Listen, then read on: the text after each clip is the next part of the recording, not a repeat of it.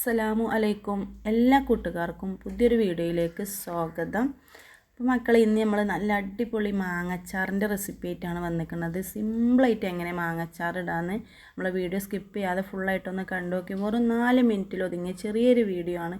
നമുക്ക് ഒക്കെ റെഡിയാക്കി വെച്ചാൽ വെറും 3 മിനിറ്റ് മതി നമുക്ക് അച്ചാർ ഇടണമെങ്കിൽ കേട്ടോ. അത്രയ്ക്ക് സിമ്പിളായിട്ടുള്ളൊരു മാങ്ങച്ചാറിൻ്റെ റെസിപ്പിയാണ് നമ്മളിവിടെ കാണിക്കുന്നത്.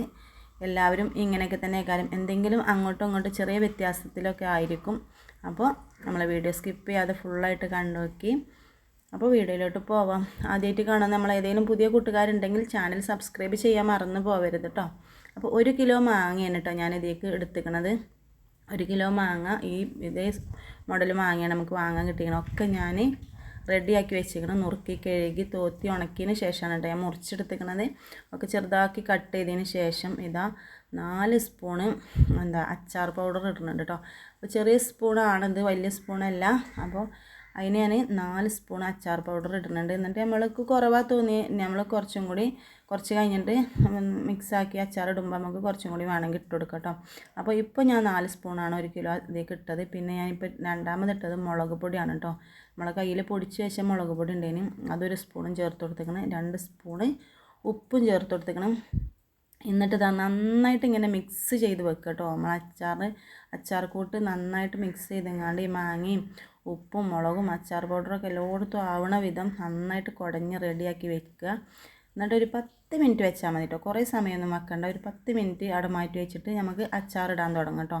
എന്നിട്ട് അത് മാറ്റി വെക്കണം നിർബന്ധമൊന്നുമില്ല, പക്ഷേ മാറ്റി വെച്ചാൽ ഒന്നും കൂടി നല്ലതാണെന്ന് മാത്രം. എന്നിട്ട് കുറച്ച് നല്ലെണ്ണ നമ്മൾ സ്റ്റീലിൻ്റെ ഒരു പാത്രത്തിൽ ഒഴിച്ച് കൊടുക്കുക. എപ്പോഴും സ്റ്റീൽ പാത്രം എടുക്കുകയാണ് അച്ചാറിടാൻ നല്ലത്. അലുമിനി പാത്രമൊക്കെ ആകുമ്പോൾ നമ്മൾ പിറ്റേ ദിവസമൊക്കെയാണ് കുപ്പിക്ക് മാറ്റണമെന്ന് വെച്ചാൽ ഇങ്ങനെ ഒരു കുത്ത് വരാൻ ചാൻസ് ഉണ്ട് കേട്ടോ. പുളി മാങ്ങേൻ്റെ പുളിയാണെങ്കിലും സുർക്കൻ്റെ പുളിയാണെങ്കിലൊക്കെ ചെല്ലുമ്പോൾ. അപ്പോൾ സ്റ്റീൽ പാത്രം ഉണ്ടെങ്കിൽ അതെടുക്കാൻ ശ്രദ്ധിക്കുക.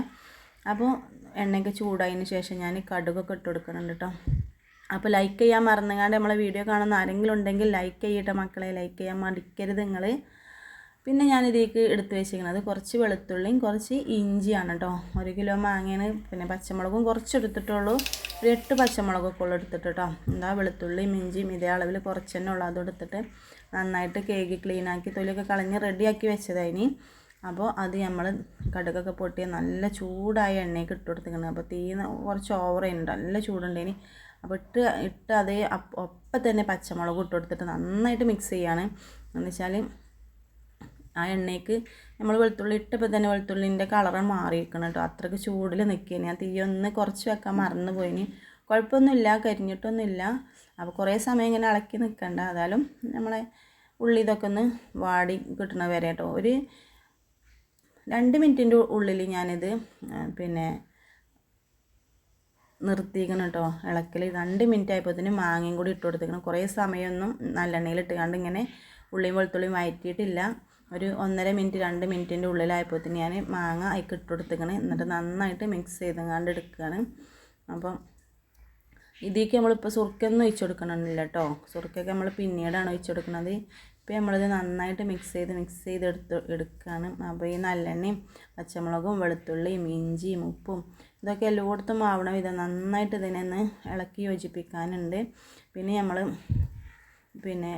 തീ ഒന്ന് കുറച്ച് വെക്കണം കേട്ടോ. മാങ്ങ ഇട്ടതിന് ശേഷം പിന്നെ തീ കൂട്ടി വെക്കരുത്. തീ കുറച്ച് വെക്കണം, ചൂട് വല്ലാതെ വേണ്ട.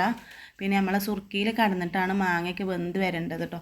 അപ്പോൾ നമ്മൾ ഉപ്പൊക്കെ ഒന്ന് ഉരുകുമ്പോൾ ചെറുതായിട്ടൊരു വെള്ളം വരില്ല, മാങ്ങയത്തെ വെള്ളം ഇറങ്ങി വരുമ്പോൾ ആ ഒരു വെള്ളമുള്ളോട്ട് ഉണ്ടാകുക. സുർക്കൊന്നും പൊയ്ക്കൂല.